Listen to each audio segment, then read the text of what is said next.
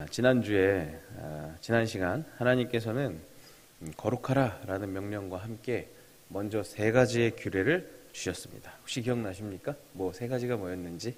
첫 번째는요, 부모님에 대한 공경이었습니다. 두 번째는 안식일을 지키라 였죠. 마지막은 우상숭배의 금지였습니다.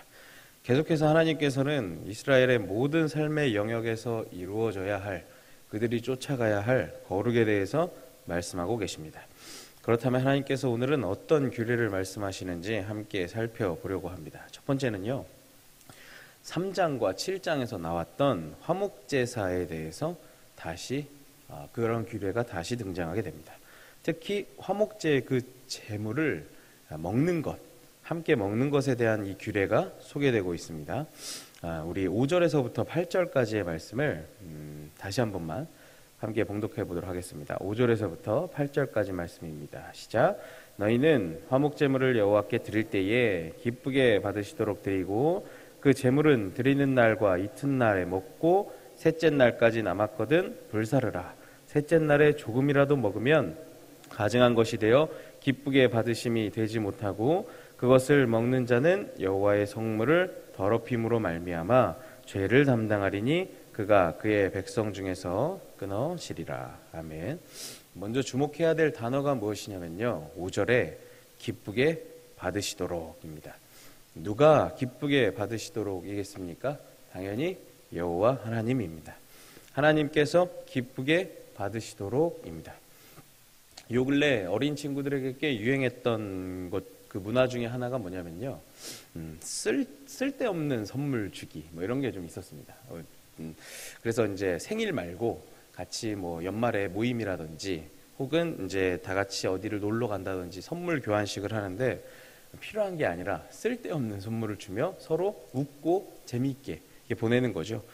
근데 선물에는 어떤 의미가 있습니까? 그 사람에게 필요한 거, 그 사람이 받고 싶어 하는 거, 그 사람이 받으면 기뻐하고 좋은 것을 줄 때 더 큰 의미가 있는 게 아니겠습니까? 하나님께 제물을 올려드릴 때 하나님께서 기뻐하시는 경우는 어떠한 경우였을까요? 당연하게도 정해진 장소에서 정해진 제물을 정해진 방법에 따라 드리는 것이었습니다. 하나님께서 이전에 말씀하신 대로 회막 문 앞으로 끌고 와서 절차대로 잡는 것이었습니다.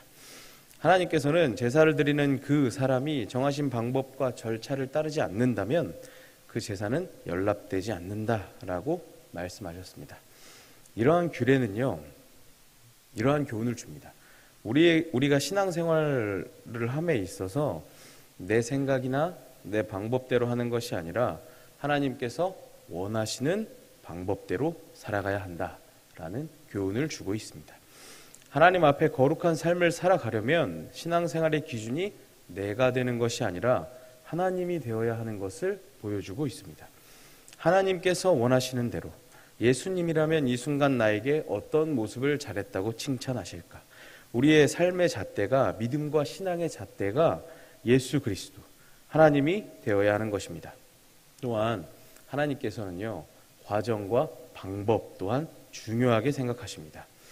그 이전에 러시아에서 소치였죠. 소치에서 그 올림픽이 개최되었을 때 러시아 사람들이, 그 선수단이 어떻게 보면 자기의 나라에게 영광스러운 금메달을 많이 따기 위해서, 좋은 의도였죠. 금메달을 많이 따기 위해서였지만 수많은 선수들에게 불법 약물을 사용했던 적이 있습니다. 어쨌든 좋은 선한 목적이었지만, 국민들에게 금메달을 선물하겠다라는 선한 목적이었지만 그 과정과 방법이 선한 방법이 아니었습니다. 마찬가지로 아무리 선한 목적이었어도 그 과정과 방법이 옳은 방법이 아니라면, 하나님께서 원하시는 방법이 아니라면, 선한 방법이 아니라면 그것은 하나님을 기쁘시게 하지 못하는 것입니다. 우리도 마찬가지죠. 삶을 살아가면서 우리가 함께 공동체로 신앙생활을 하며 나아갑니다. 나는 좋은 의도로 다 너 잘 되라고 하는 거야, 선한 목적을 가지고 했다고 말하지만 혹시 그 과정이나 방법은 우리 모두에게 선이 되었는가? 그 과정과 방법이 어찌 되었든 결과만 괜찮으면 됐지라고 생각하진 않았는지, 점검해 보시기를 바랍니다. 하나님께서 원하시는 그 거룩한 삶은요, 하나님께서 원하시는 방법, 하나님께서 명하신 규례를 바르게 지키는 것임을 기억하시기를 바랍니다. 또한 기준은, 하나님께서 기뻐하는 것은 하나님이 원하시는 것, 우리의 기준은 하나님이 되어야 한다라는 것을 기억하시기를 소망합니다.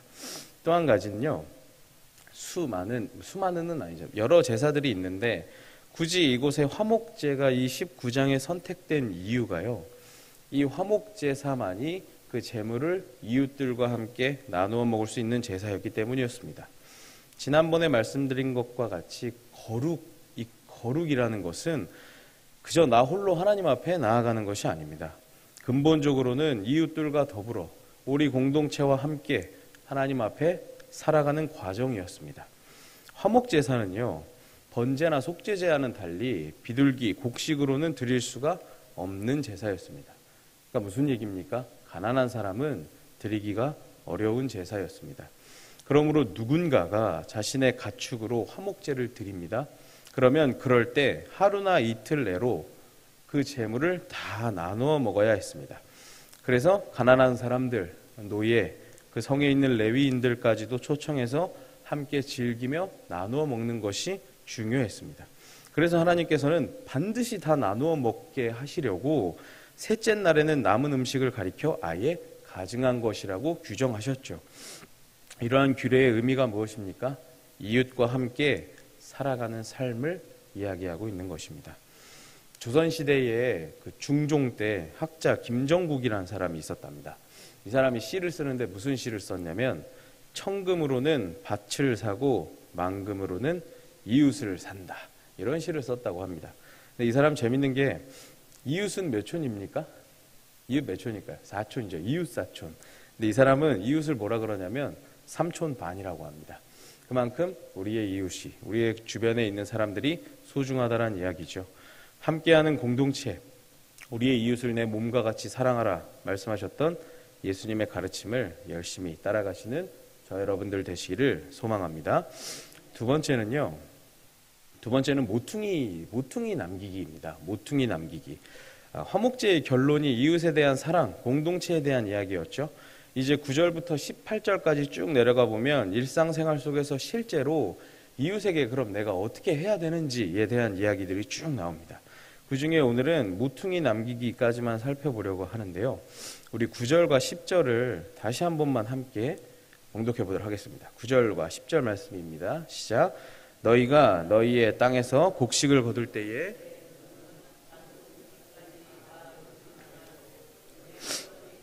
줍지 말며 내 포도원의 열매를 다 따지 말며 내 포도원에 떨어진 열매도 줍지 말고 가난한 사람과 거류민을 위하여 버려두라.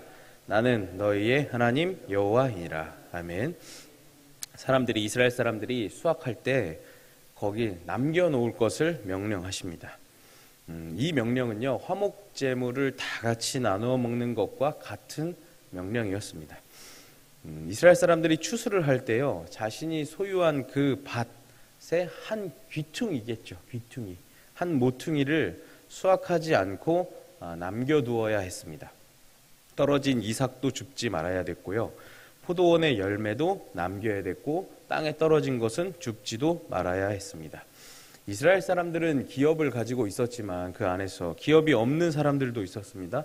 또한 기업을 가지고 있다가 잃어버린 사람, 상실한 사람들도 있었습니다. 또한 그곳에 들어온 거류민들은 농사를 짓고 수확할 땅이 없었기 때문에 자신들의 기업인 땅에 이 사람들을 위한 몫을 남겨놔야 했던 것입니다. 하나님께서는요, 이것을 제도로 규정하십니다. 법으로 규정하십니다. 여호와께서는 우리를 살게 하시는 분입니다. 우리 역시 나그네였습니다. 라는 것을 고백하는 그 경건한 신앙이 구체적인 제도를 통해서 이 사회에 구현됩니다. 이 제도는요, 베푸는 사람에게는 하나님의 사랑을 실천할 기회를 줍니다. 가난한 사람들에게는 구걸하는 대신에 필요를 위해 노동을 해서 그 자신들의 필요와 존엄성을 지킬 수 있는 기회를 제공했습니다. 이런 제도야말로 여호와 앞에서 살아가는 거룩이었습니다. 가난한 이웃에 대한 우리의 그 사회적 책임, 그것, 이 일상의 윤리가 가장 종교적인 단어 거룩으로 오늘 표현되었습니다. 이제 우리는 약자를 돌보는 것이 하나님 앞에 의무임을 깨닫습니다. 우리들은 지금 어떤 태도를 취하고 있을까요? 신경 쓰고 기도해주고 도와주고 돌보아주는 것을 주님 앞에 겸손한 마음으로 성실함으로 실천하고 계십니까? 예수님께서도 말씀하시죠. 마태복음 25장을 보면요, 이런 이야기가 나옵니다. 이제 복받을 자들이여 예비된 나라를 상속받아라, 이런 얘기를 하시죠. 그럴 때 내가 줄일 때에 먹을 걸 줬고 목마를 때 마실 걸 줬고 이렇게 했다. 근데 의인들이 물어보죠. 제가 언제 그랬습니까? 그러니까 뭐라고 하십니까? 가난한 자들에게, 그 어려웠던 그 우리의 형제 자매에게 한 것이 바로 나에게 한 것이라 말씀하셨습니다. 우리의 형제 자매 돌보기를 주님께 하듯 하시는 저와 여러분들이 되시기를 바랍니다. 말씀을 마치려고 합니다. 오늘 본문에 제일 마지막에 나오는 구절이 10절이었죠. 그 중에서도 마지막은 이런 구절이었습니다. 나는 너희의 하나님 여호와이니라. 이런 구절로 마무리가 됩니다.